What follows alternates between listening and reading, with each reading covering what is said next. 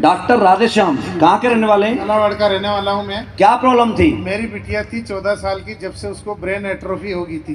काफी समय ये क्या होती है? ब्रेन एट्रोफी होती है, धीरे धीरे ऑटो इम्यून सिस्टम खराब हो जाता है शरीर का, और कुछ वजह से और उससे की वजह से ब्रेन सूखने लग जाता है। ओके। धीरे धीरे मेमोरी और पैरालिसिस हो जाता है, चारों हाथों पैरों में चल फिर नहीं सकता है।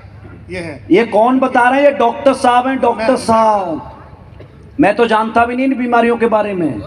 हाँ, फिर क्या हुआ फिर सर? उसके बाद में बच्ची को जैसे मैंने सब जगह दिखाया, दिल्ली एम्स में भी दिखाया और जगह भी सारे दवाइयाँ ले ली। तो उसके बाद फिर मेरे भांजे ने कहा कि भाई ये दवाएं आप लेके देखो, ट्राई करके देखो जी। मैंने भरोसा नहीं किया।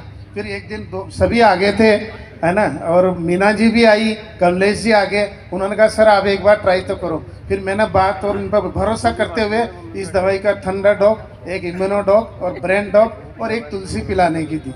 उसकी वजह से अभी 2-2.5 महीने ही हुए बच्ची को दिखने भी लग गया, क्योंकि पहले एलोपैथिक दवाइयाँ 14 साल से चल रही थी, तो धीरे धीरे बच्ची को दिखना भी बंद हो गया, यानी कैटरेक्ट बन गया दवाइयों का साइड इफेक्ट की वजह से। तो भगवान को मैंने अभी अर्ज करी कि भाई किसी को मौत ही देनी है तो उसको शानदार मौत दो ना, इतनी दर्दनाक मौत तो मत दो ताकि सारी मानवता ही करा उठे।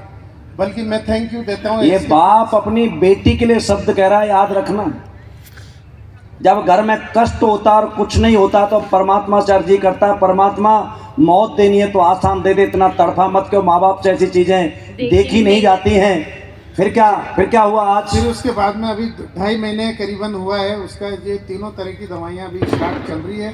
धीरे धीरे उसे दिखने भी लग गया, पापा पापा बोलने लगी, बैठने लगी और सारी बातें, बाकी पहले सुनाई भी नहीं देता था, अब सुनने भी लग गई है। और मैं उम्मीद करता हूँ कि अभी 6 महीने 8 महीने जब तक बताएंगे उतना कंटिन्यू करेंगे और बिटिया वापस से खड़ी हो जाएगी। और मैं उम्मीद करता हूँ कि मैं उसकी शादी भी करना चाहता हूँ। तालियां बजा सकते हैं आप जोर से। थैंक यू डॉक्टर साहब। जी जी जी।